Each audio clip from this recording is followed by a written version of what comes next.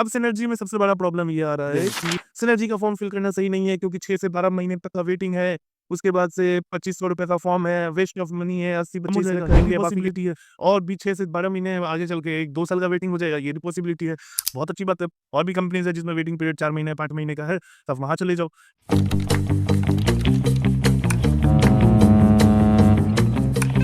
Watch your six.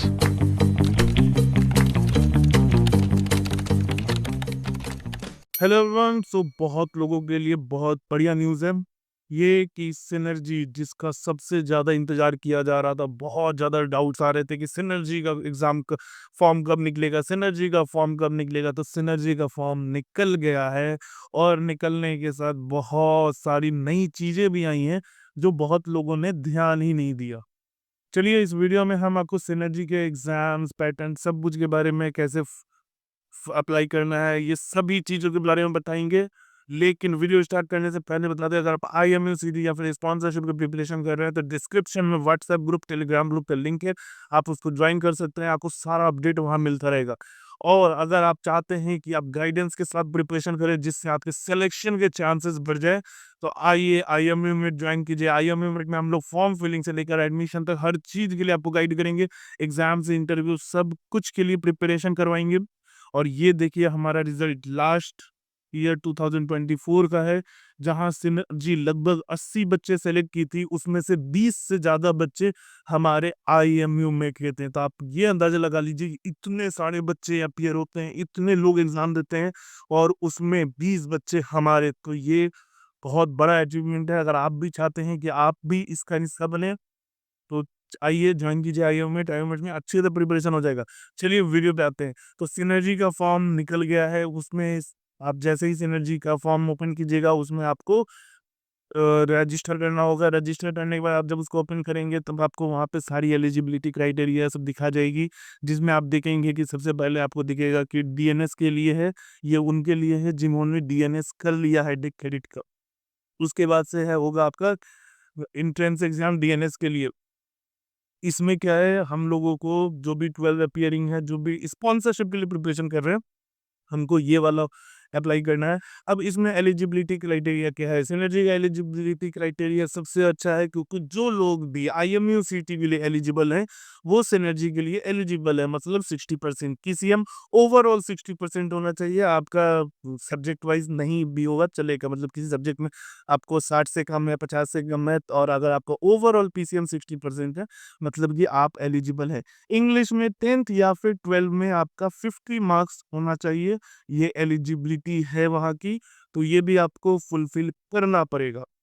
उसके बाद से एज की बात करें, तो एज सिनर्जी में ये चीज़ बहुत अच्छा है कि 25 साल की उम्र तक आप अप्लाई कर सकते हैं। मतलब अगर आपका जन्म 1 सितंबर 2000 के बाद हुआ है, मतलब कि आप सिनर्जी के लिए एलिजिबल हैं, आप एग्ज़ाम दे सकते हैं, आप सिनर्जी का फॉर्म फिल कर सकते हैं। अगर आपने बीएससी कर रखा है या बीटेक कर रखा है, तो उसके लिए भी आपका 60% में आप हो जाएँगे, आप एलिजिबल होंगे। मतलब यहाँ पर कोई दिक्कत नहीं है। मतलब अगर आप आईएमयू के लिए एलिजिबल हैं, एज़ पर डीजी आप एलिजिबल हैं, मतलब कि आप सिनर्जी में भी एलिजिबल हैं। अब सिनर्जी में सबसे बड़ा प्रॉब्लम ये आ रहा है कि बहुत लोग अभी से ही कंपटीशन कम करने में लग गए हैं। सिनर्जी का फॉर्म फिल करना सही नहीं है, क्योंकि 6 से 12 महीने तक का वेटिंग है। उसके बाद से 2500 रुपए का फॉर्म है, वेस्ट ऑफ मनी है, 80 बच्चे ही सिलेक्ट करेंगे, बाकी के कहाँ जाएँगे? तो देखो, एक चीज़ हमेशा याद रखना, कोई भी फॉर्म हो, छोड़ने से पहले फिल मतलब तुम डिसाइड कर रहे हो कि नहीं फिल करना है, पैसा ज़्यादा लग रहा है, तो बस एक चीज़ डिसाइड सोच लेना, क्या ये 2500 रुपया तुम्हारे करियर से ज़्यादा इम्पोर्टेंट है? क्या ये 1000 रुपए, 1500, 2000 तुम्हारे करियर से ज़्यादा इम्पोर्टेंट है? मान लो कि तुम 2500 लगाते हो, तुम एग्ज़ाम देते हो, तुम्हारा इंटरव्यू क्लियर हो जाता है, तुमको सिनर्जी का स्पॉन्सरशिप मिल जाता है, तो इससे बेटर क्या होगा? वेटिंग पीरियड के लिए जो रोना-धोना मच रहा है, वेटिंग पीरियड ये बता दें, मैनेजमेंट कंपनीज़ में वेटिंग बढ़ती है, कम होती है, कभी भी कुछ भी हो सकता है। सिनर्जी में अभी वेटिंग ज़्यादा है, 6 महीने बाद वेटिंग कम हो जाएगा, ये भी पॉसिबिलिटी है। और भी 6 से 12 महीने आगे चल के 1-2 साल का वेटिंग हो जाएगा, ये भी पॉसिबिलिटी है। अब आप इस चीज़ पे तो ये नहीं करेंगे कि हाँ, छोड़ ही देते हैं, नहीं। अभी पिछला रिकॉर्ड सिनर्जी का काफ़ी अच्छा रहा है, आप सिनर्जी के लिए अप्लाई कीजिए। अगर ऐसे रिकॉर्ड की बात देखा जाए तो फ्लीट मैनेजमेंट का भी 2019-20 में 2 साल का वेटिंग चला गया था। लोग फिर भी अप्लाई कर रहे हैं ना, फिर भी गए, फिर भी सब अपना कैडरशिप कंप्लीट किया। तो 6 महीने, 12 महीने को लेके अगर आप अब छोड़ देते हो कि आप नहीं फ़िल करोगे और मान लो आपको स्पॉन्सरशिप नहीं मिला, तो 6 महीना आप घर पे बैठे हो। 6 महीना घर पे बैठ के चुपचाप बैठे रहने से बेटर है ना कि आप डीएनएस कर लो, उसके बाद से क डीएनएस कंप्लीट करके आप घर पे बैठो। शिप का इंतज़ार करोगे, ऐसे तो कुछ और भी नहीं है हाथ में, फिर तैयारी कर रहे हो, फिर नहीं हुआ, फिर 1 साल बैठो। तो बेटर है कि अगर आपको 6 महीने, 8 महीने, 10 महीने, 12 महीने का वेटिंग मिलता है, तो कोई दिक्कत नहीं है, आपके पास एक अच्छा ऑप्शन है, आप इस ऑप्शन को यूज़ करो। सिनर्जी के साथ आप दूसरे कंपनीज़ में भी अप्लाई करो। मान लो कहीं नहीं हुआ, सिनर्जी मिल गया तो अच्छा है ना, और सिनर्जी नहीं मिला और भी कहीं मिल गया तो बहुत अच्छी बात है। और भी कंपनीज़ है जिसमें वेटिंग पीरियड 4 महीने, 5 महीने का है, तो आप वहाँ चले जाओ। लेकिन किसी भी कंपनीज़ को छोड़ना बेवकूफ़ी है। चलो अब सिनर्जी के एग्ज़ाम पैटर्न पे बात करते हैं। 200 मार्क्स का एग्ज़ाम होगा, 3 घंटे का एग्ज़ाम होगा, 100 मार्क्स पीसीएम से रहेंगे, 100 मार्क्स इंग्लिश और एप्टीट्यूड से रहेंगे। बच्चे पीसीएम तो कर लेते हैं, लेकिन एप्टीट्यूड में लटक जाते हैं और हम सही बता रहे हैं, हमारे आईएमएम में से जो भी बच्चे क्लियर करते हैं ना, उनका मेन रीज़न होता है एप्टीट्यूड, क्योंकि हम लोग एप्टीट्यूड अच्छे से पढ़ाते हैं। एप्टीट्यूड क्या होता है कि आपको 100 मार्क्स में से अगर 80-90 मार्क्स भी दिलवा देता है ना, तो फिर आप समझ लो कि आपको पीसीएम में थोड़ा बहुत करना है, फिर आपका हो जाएगा। अब देखो ये मत पूछना कि कट ऑफ कितना जाता है, क्या जाता है, क्योंकि इसमें कट ऑफ परसेंटाइल में जाता है।